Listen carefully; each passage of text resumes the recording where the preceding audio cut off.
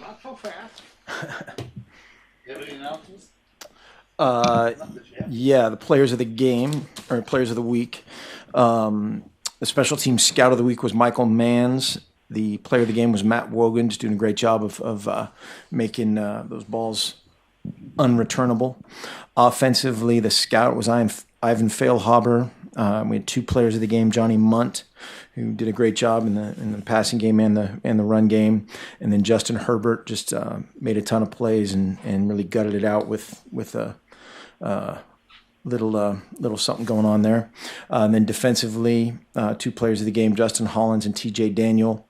Honorable mention there to Johnny Reagan as well. And then the scout of the week was Connor Berggren from up in West Lynn. Okay. Questions? You have a question, Nate? Did you read the Pharaoh Brown story, and did you think it was fair? I did not read it. I've heard about it, and yeah, there's not anything there to really comment on.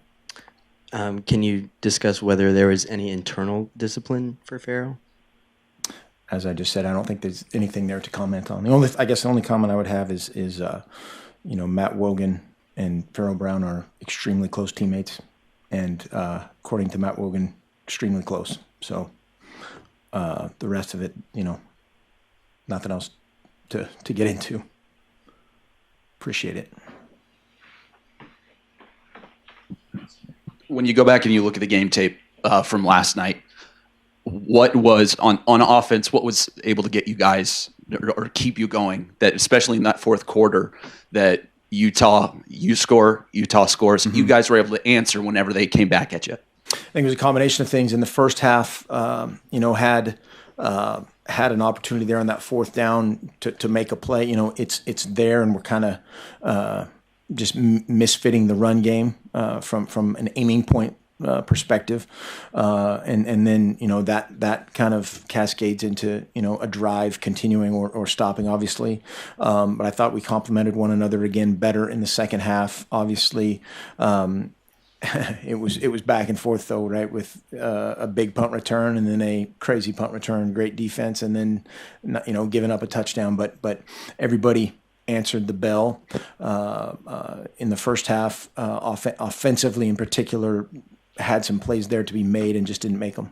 You got to give them credit for that too. Joey. You mentioned an honorable mention for Player of the Week for Johnny Munt for Johnny Reagan defensively. Just how big has his leadership been, and since coming back from injury, I mean, how big has he been with the defense? It's really big. Obviously him as a leader, he's a voice that a lot of guys respect and listen to, and just to be out there and the guys that are hurt, they always try to, like Devin's done a great job. Some of these other guys have done a great job of trying to inject themselves into as a leader in that role, but it's difficult, when you're not putting your play behind it. And so that was big. And other guys are starting to play faster. Jimmy Swain's played faster. Jalen Jelks played, his best game, a guy that we've been without for a good chunk of the season. So again, hopefully it's a snowball.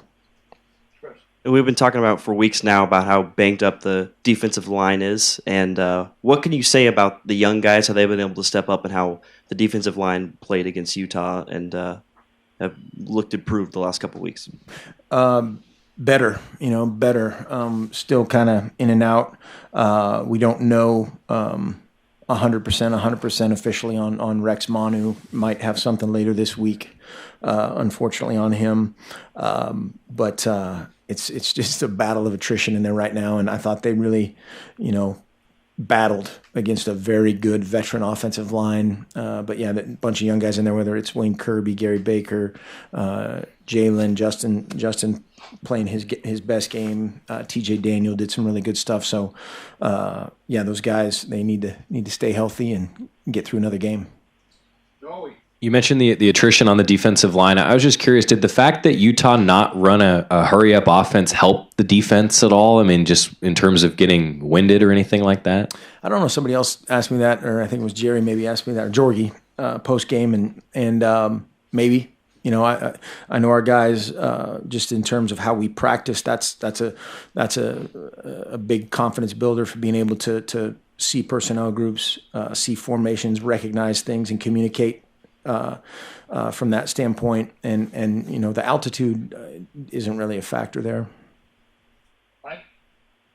With Royce running as well as he did yesterday, it looked like the first time in a couple weeks that he was getting yards after contact more often than he did maybe in the last few weeks. I talked to former player Juan Chedrick, who said that he looks like he's confident, that he's running like Royce of the last couple of years with that extreme level of confidence. As he had to sort of build that back up over the last couple of weeks, as he was gone off injury for a couple of weeks. The last 2 weeks have been better. Yeah, there's still time. He did some great stuff. Absolutely, like you're saying, that's quote unquote old Royce. That was good to see. And then he also left a little meat on the bone a few times in terms of some yards that were still there. But I thought he and Tony both just made a ton of plays, breaking tackles against a very good defense. Chantel? Hey, Mark. Justin's had a pretty insane month and a half for any freshman in college. For you, what kind of sticks out about the last month and a half for him? He's doing a pretty good job of awareness and maintaining his confidence. He had a couple plays that kind of we left out there, which again, Tom Brady's going to leave a couple plays out there occasionally, just in terms of a read or a throw. But just as a young guy in that venue and having to kind of counterpunch, being banged up against that team, I thought was very encouraging. And again, like you said, throughout the month and whatever. Playing behind some guys that are making some mistakes and knowing we've talked about this before. The quarterback knowing what is his fault and what isn't his fault is really important. And then yesterday, I thought he was just very gutty. That he was banged up and played his tail off. Can I follow up on that real quick? Sorry, Chantel, go ahead. Sorry, you just mentioned, I guess, knowing what is and isn't your fault as a quarterback. Is that maybe one of the things you learn later on in your career, or is that something that's more internalized? It happens to everyone at different times. I guess I haven't heard you really mention that, although we've been dealing a lot with Marcus, so I assume he was on a different level. But is that different for every quarterback? I think it is. For the quarterback, you have to be, it's kind of like the corner that gets beat deep. You've got to have instant next play mentality with total confidence. And if you think something happened and there's any sort of hesitance about it of a protection bust and why that happened, and you think it's your fault, you're not gonna you don't have that instant confidence. And so just being able to know why it happened, how it exactly what happened, and flush it is a huge quality to be a great quarterback, and he's developing that. He usually has good answers for everything. You want to be able to do that with your quarterback too. Have him come off and regurgitate the plays back to you exactly what happened. And some guys have a tendency to try to fake you out and pretend like they know the answer, and you can tell in 2 seconds when they don't. Andrew? Yeah, Mark, kind of like along the lines with Chantel's question about Justin, Johnny Munt has seemed like he's playing absolutely the best football of his career last month and a half. Is there an easy explanation for why he says confidence, but is there anything else you can point to for his kind of really revelatory last 6 games? Yeah, I wish, confidence is a huge deal. Health, he's been off and on, in and out the last couple of years. Just wasn't available for periods of time, but that guy's playing really, really well. Had a couple NFL scouts asking about him last week, and it's kind of the same thing you said. What happened? I don't know if there's any magic elixir or anything involved, but he's really playing well.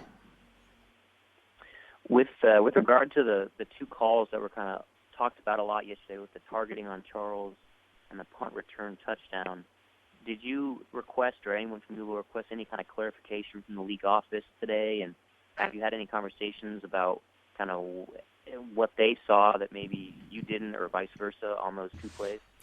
I haven't. I might. I don't know. I could tell you what the answer is going to be verbatim, but I might. How's that for an answer? Anything else, Andrew? No, it's it for me. Chantel? No, I'm good. Thank you. Mike? As we look forward to this week and the game against Oregon State, there is the whole question of 5 and 7 teams are invited to bowl games in that case. Is that a narrative you expect to use, or has it already been used even after that game? I heard a couple guys talking about that, and you know, there's a lot of, again, the biggest biggest part of any of that is getting to 5, and the best way you do that is recover from this one, and you know, we've already obviously gotten a great advanced look on Oregon State, who's playing really well right now, dominated Arizona last night, and so again, the only thing that matters is how we prepare for tomorrow. Anything else? Thank you. Thanks.